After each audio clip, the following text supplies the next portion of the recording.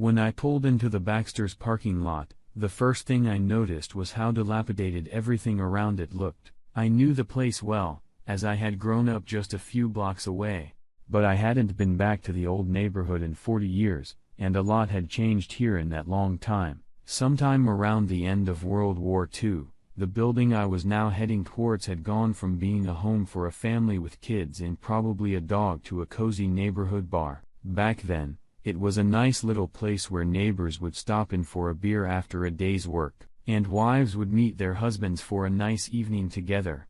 Now those good old days are long gone. Today, Baxter's was in the poorest neighborhood of Cleveland's most depressed suburb. There were more boarded-up buildings around him than residential, and most of them were covered with ugly graffiti from neighborhood gangs. Abandoned cars, some of them coffins with people in them, littered the streets and alleys around the neighborhood. It was a part of town that the city fathers had long forgotten. I just put my cap on my forehead and went inside. The atmosphere of the old smoky bar hit all my senses at once. First to attack was the smell. The disgustingly pungent odor of beer and urine, not the most attractive way to introduce the place to the customers. The second blow was to my eyes. The whole room was very dark except for one corner, which was illuminated by a bright beam of a mini spotlight directed from somewhere above. In the circle of light, a naked but very unattractive woman was slowly wriggling, doing some sort of dance on a table next to the bar. With her head down, she swayed back and forth to the beat of the music blasting from an old jukebox next to the table.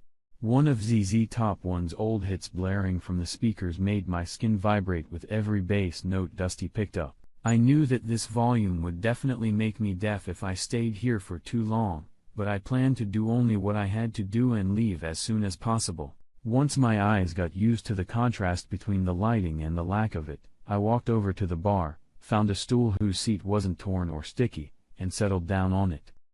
The bartender at the other end.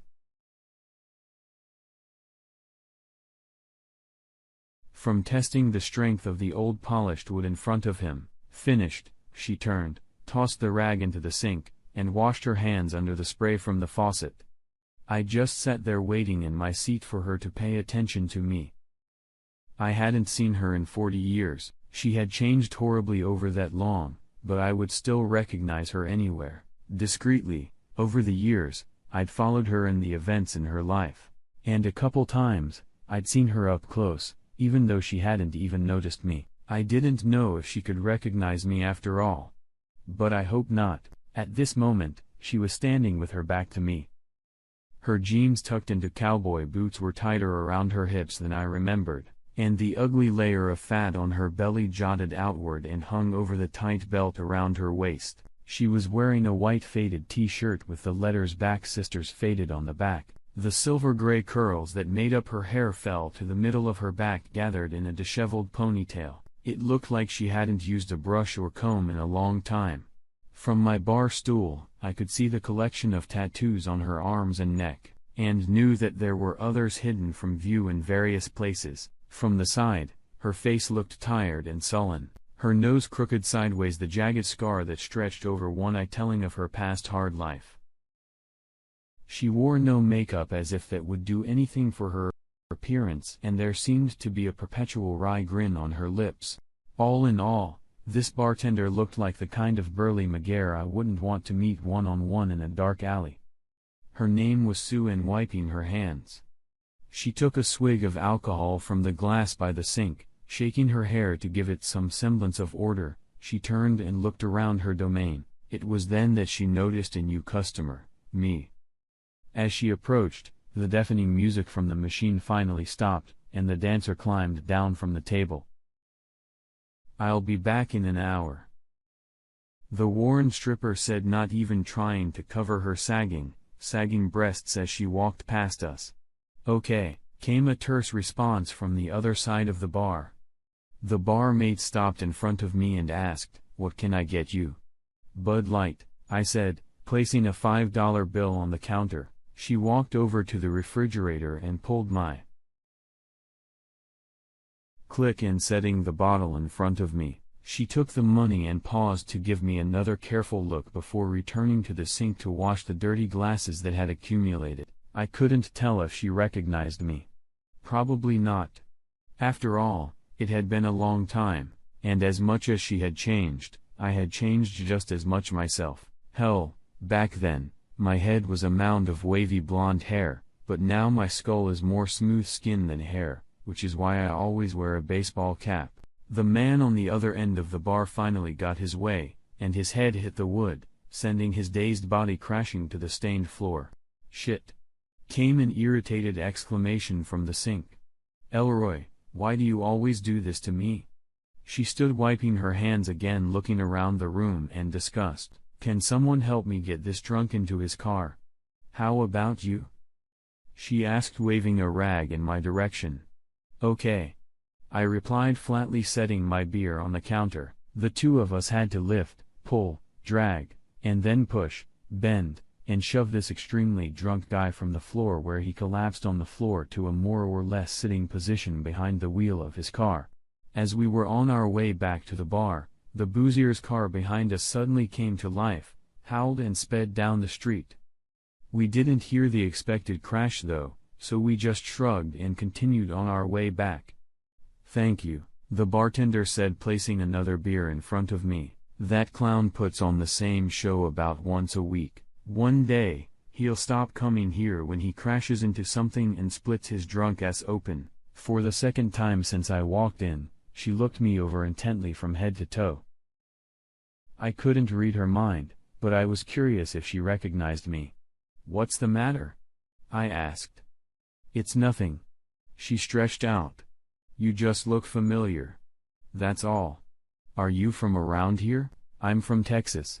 I'm just passing through, and I thought I'd stop by." She slid me the same incredulous look, then went back to the sink, picked up the glass she'd left behind and took another sip. Now that I could see better in the dark, I looked around the room again and saw that I was the only customer left in the bar. As I looked around, I heard the set-down glass clink with a clatter, and she muttered shit. Her head turned sharply in my direction, and she stared at me with a mixed expression of amazement and hatred. "Ray, you son of a bitch!" she hissed unbelievably, walking over and standing in front of me with her fist on her thick thighs. Bust my eyes. "But how is that possible? You're dead. I shot you 40 years ago." "Oops." There's a black cat suddenly out of the bag. "Well, actually, Suin, you didn't kill me, or I wouldn't be here right now." I took a little sip from my bottle and set it on the bar. "Yeah, everyone thought you did it, but you didn't. That's why you've been locked up in Marysville for the last 38 years, for doing something you only thought you'd done. I hope you had a pleasant time there." I smiled with the edge of my lips. "Fuck you, you son of a bitch," she snarled, glaring at me. "You're repeating yourself. You've called me a son of a bitch before. Why don't you try using some of the colorful language you've learned from the other murderers and horrors you shared cells with? Come on, darling.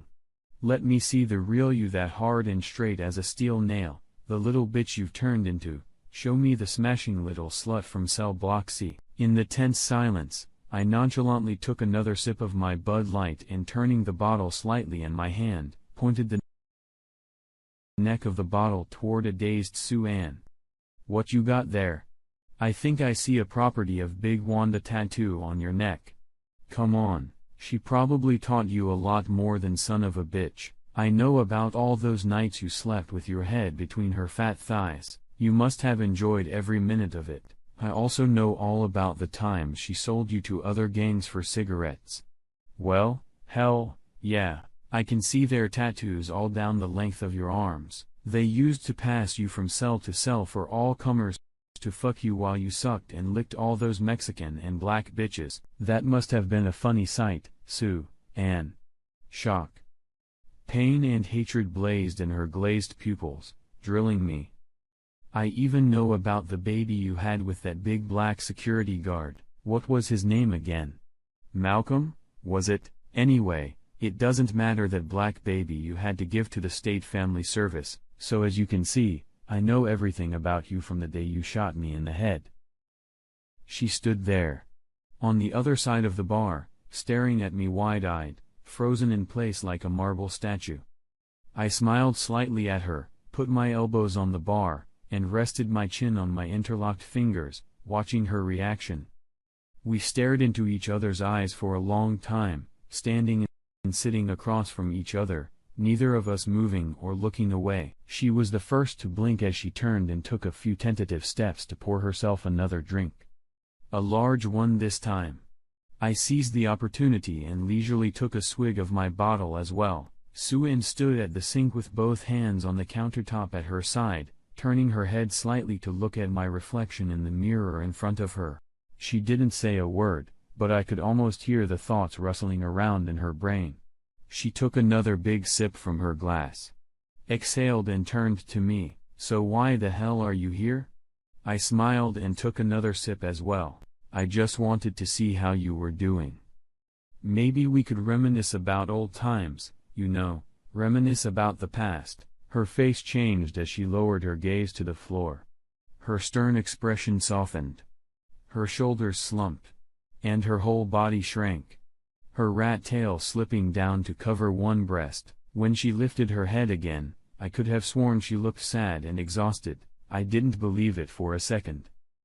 In front of me was still the woman who cheated on me with that asshole lawyer, the same woman who traded me in like some old, unwanted car for a new richer, more respectable husband, the same woman who shot me in cold blood in the head and set my trailer on fire, burning my body beyond recognition. Finally, this was the woman who blew her new husband's brains all over the living room carpet when she got sick of him.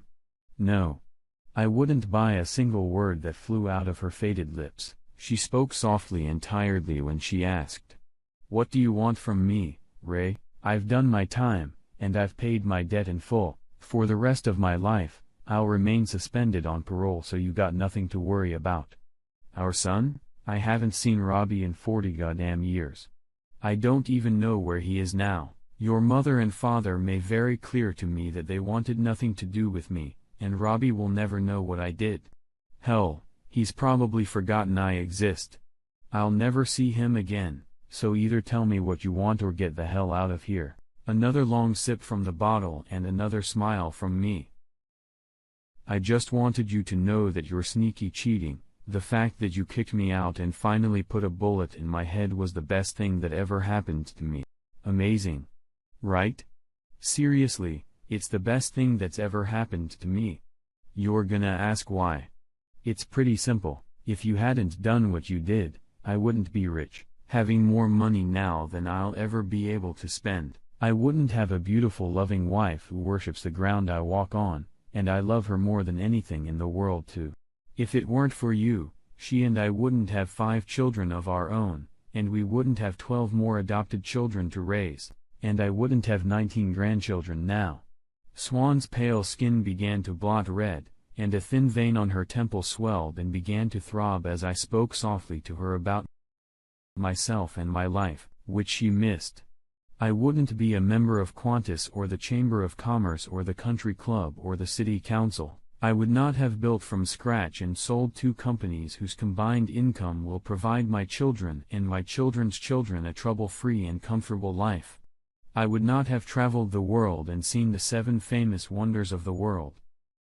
Without what you did, I wouldn't have made love to my wife on top of a mountain in Peru, under the most incredibly starry sky we've ever seen. I wouldn't have done any of it. Thanks to you, I have everything a man could ever dream of. That's why I just wanted to stop by and thank you for everything." I watched as she stood there, head slightly lowered and eyes closed, apparently pondering wistfully about what she had and what she could have had. She served 38 interminable years for crimes she didn't commit. I had 40 years of a wonderful, love-filled life. She cowered at the bottom amidst the most unbelievable filth and did the most disgusting, perverted things just to survive. I, on the other hand, thrived and grew under sunlight and clear skies. She was a little over 60 now, killing her days in a rundown smelly bar and living in a room upstairs. I lived in a beautiful mansion and went to the country club. Life was so unfair. When I thought about it, I laughed involuntarily.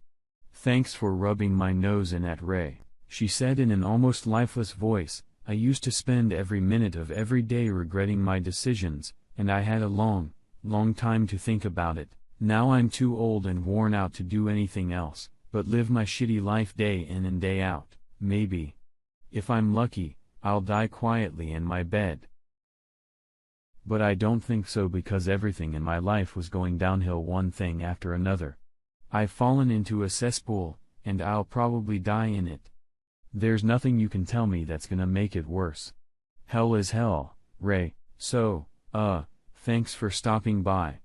And I get the fuck out of here. She turned to face the sink again and knocked back the rest of what was in her glass. Well, thanks for the beer too, I said, setting the empty bottle on the counter. You can keep the change.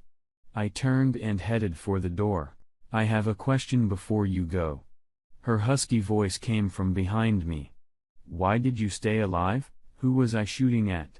I stopped in the semi-darkness and turned to look at her one last time. I didn't have a smile this time, but I answered anyway. This was my friend, Mac. He was someone I sometimes let stay overnight in my trailer. Mac was sick with lung pneumonia and had passed away the morning you came in and did what you had planned to do to me. Apparently, you figured that since Mac was sleeping in my bed and about my height and weight, it was me. As I found out later, he was already dead by the time you splattered his brains all over the pillow. I got back just as you jumped in your car and drove off. I hid in the bushes when the firemen and police arrived, and they thought I was in the trailer that burned to the ground. That night, the Ray you knew disappeared, and I became Mac. Ray was dead. Mac had a full life ahead of him. But I had one last thing left to do as Ray. The night you shot your lawyer husband, I was there. You'd never know it, but I was there. I waited until you were passed out from the evening's drinking, and when Mr. Asshole came home, I put a bullet in his forehead, just like you shot Mac in cold blood thinking it was me. Afterward, I put the gun in your hand and took the contents of his secret safe. You took responsibility for his murder and mine. The money I took from the asshole lawyer gave me the startup capital I needed as I began a new life under a different name. Your life went to hell and I went to Texas. So, Sue Ann, everything I did because of the way you treated me, because I loved you and you pissed on my love and tried to take my life. You know what the Bible says? An eye for an eye, a tooth for a tooth. You pissed me the hell off, and I made sure your life was a living hell. Now do I answer your question, you stupid selfish bitch? The deed was done, and the rat-gnawed back cover of the old book was slammed shut. Walking out the door of the bar, I turned the shabby sign in the window from open to closed.